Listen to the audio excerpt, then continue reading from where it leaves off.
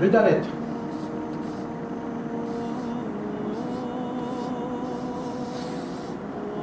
C'est quoi le dalet? On a dit tout à l'heure, c'est pauvre. Le pauvre. D'accord? Et c'est aussi l'humble. D'accord?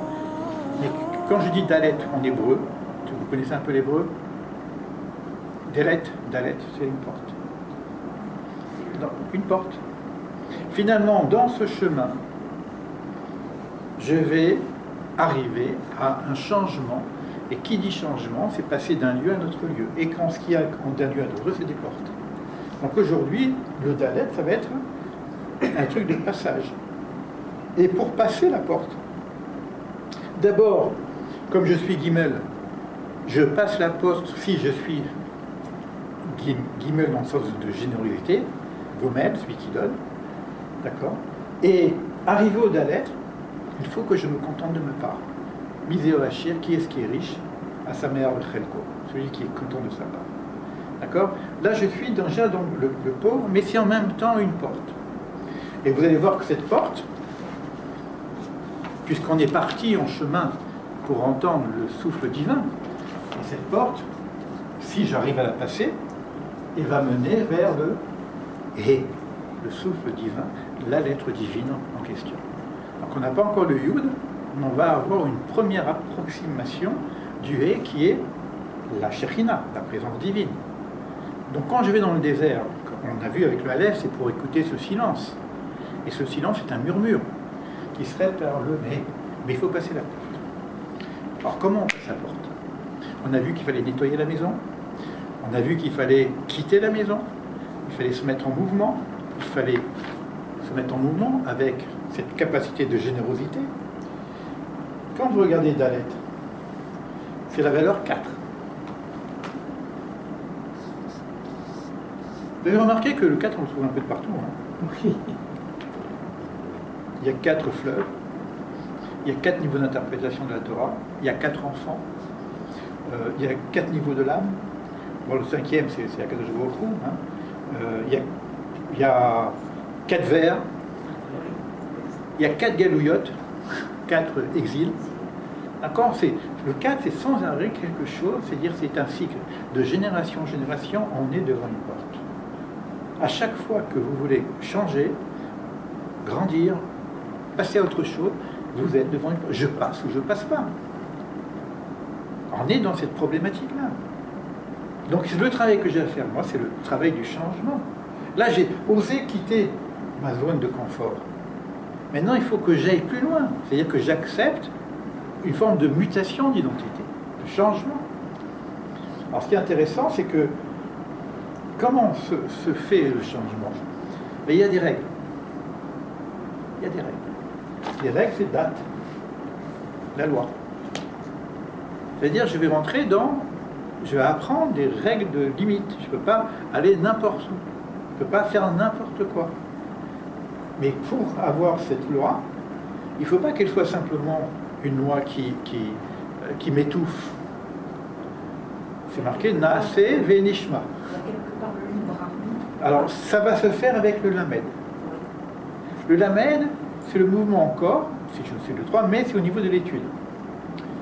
Donc, j'ai cette idée d'aller apprendre ce qui me permettra de me donner des limites. D'accord? Le libre arbitre, on l'a toujours. Je peux accepter, ne pas accepter. Mais si j'apprends pas, je ne peux pas savoir ce qui est juste ou pas juste. Dans le Gimel, quand j'ai dit qu'il fallait faire quitter la maison, c'est en même temps parce qu'on va chercher l'être. Et dans la maison, qu'est-ce qu'on est? On est avec la voix. Donc quelque part, je suis avec l'ego et avec la voix. La réduction de soi et la réduction de la voix. C'est-à-dire je vais commencer à basculer du besoin d'avoir au besoin d'être. Parce que le « et » va être une des lettres qui va former le verbe « être ». Donc d'abord, Rabbi Akiva dit, toujours dans les lettres de Tiot, pourquoi le Dalet tourne-t-il sa face vers le « et » D'accord? On a vu le Gimel qui va vers le Dalet. Dans le Dalet, il va vers le « et ». Pourquoi le Dalet tourne sa face vers le « et » Parce que tous ceux qui sont pauvres dans ce monde seront riches dans le monde futur. Alors, il faut faire très attention à cette notion de pauvreté. Hein. Ça ne veut pas dire que j'ai pas d'argent ou je suis... le riche, c'est Samer Bechelko, celui qui se contente de sa part. Je peux avoir beaucoup comme je peux avoir beaucoup. Le problème, c'est quoi? J'ai écrit quelque chose sur cette notion sur l'argent.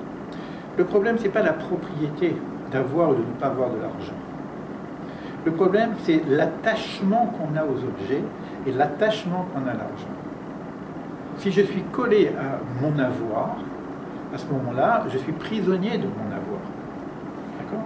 Mais Abraham était très riche, mais il n'était pas prisonnier de son avoir. L'avoir est un moyen de gestion. Avec l'avoir, je peux faire plein de choses.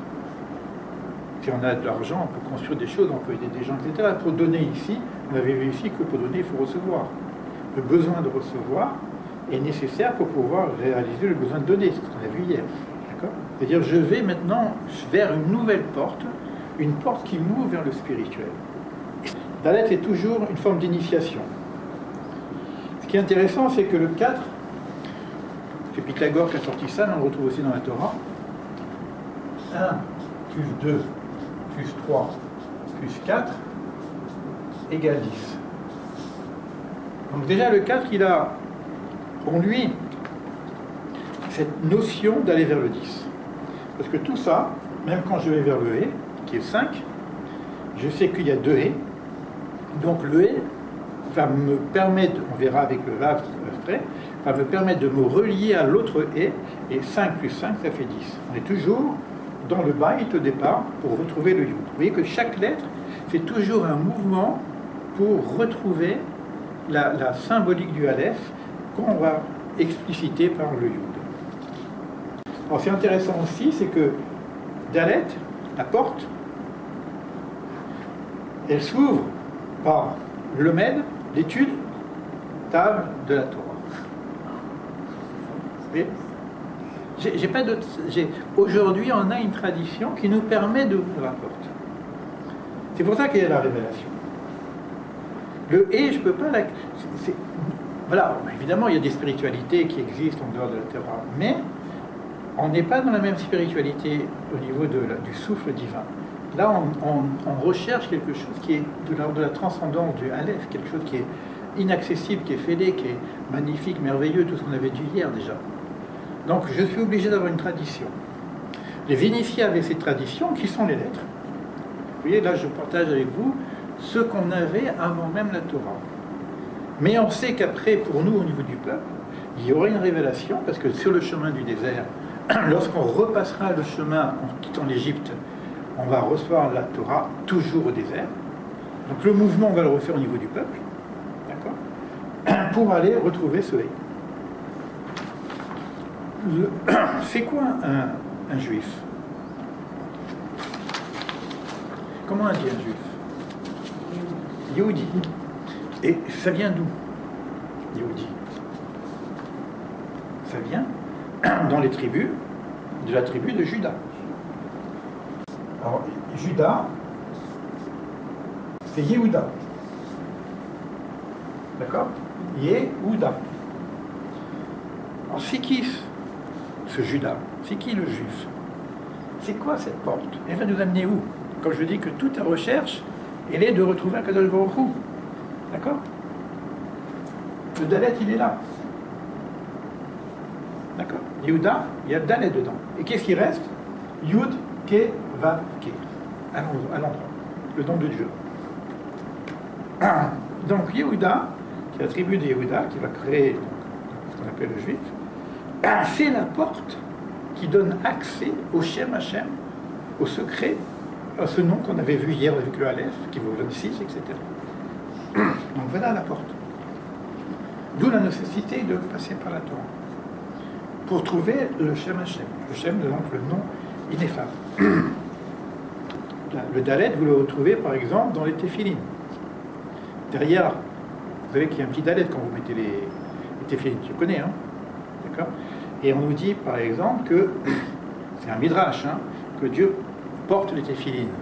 Mais on ne peut pas le voir de face, on ne peut le voir que de dos. Mais qu'est-ce qu'on voit? On voit le Dalet. Qu'est-ce qu'on voit? On voit la porte. La porte qui donne à quoi? Qui donne à Kadosh Baruch Hu, puisqu'on le voit de dos. Et donc encore le Dalet, il y a encore beaucoup de choses à dire sur le Dalet, évidemment. Hein.